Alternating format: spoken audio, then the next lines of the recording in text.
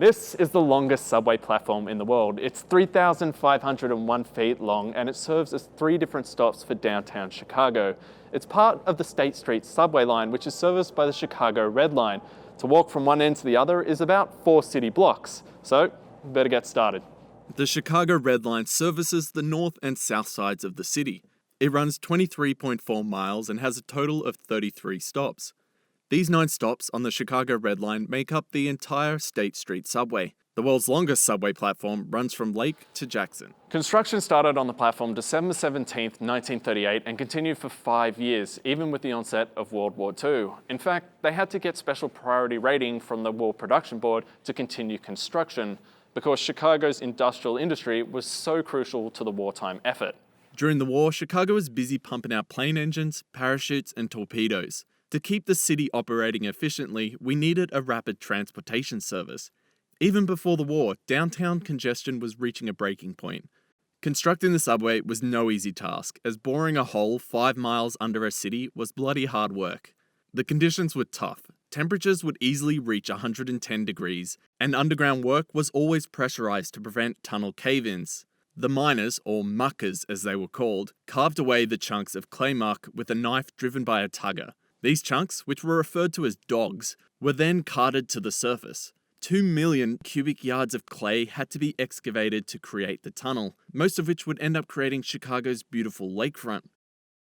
With the onset of the war, construction faced even more challenges. Sourcing materials such as steel and bronze became difficult, as they were being used for bigger things. During construction, they built one long continuous platform, which is accessed by subterranean mezzanine levels. This section serves the busiest section of downtown Chicago, so the mezzanine levels allow access at every block. The benefits of such a design were to combat the city's rising population and demand on transportation, which at the time, Chicago saw no ease in sight. The bustling downtown would have 8 mezzanines built, 1 for every block, each with 4 access points that provided convenience for commuters and even distribution on the platform. To reduce congestion when alighting and boarding the trains, the north and southbound stops could be staggered, a practice that was utilized. Originally, the platform had 4 stopping points. However, today, there are only 3. If you do walk the whole platform, you'll find the remnants of the old Washington stop. Trains ceased stopping here in late 2006 due to the construction of Block 37 and its proposed superstation. The superstation was supposed to be an express line train to O'Hare and Midway, and after spending over $200 million on it, they figured out it wasn't financially viable and the project was abandoned. The State Street subway officially opened on October 16, 1943, and boasted many star features such as soundproof telephone booths, escalators, and fluorescent lighting, a first of its kind on a project of this scale.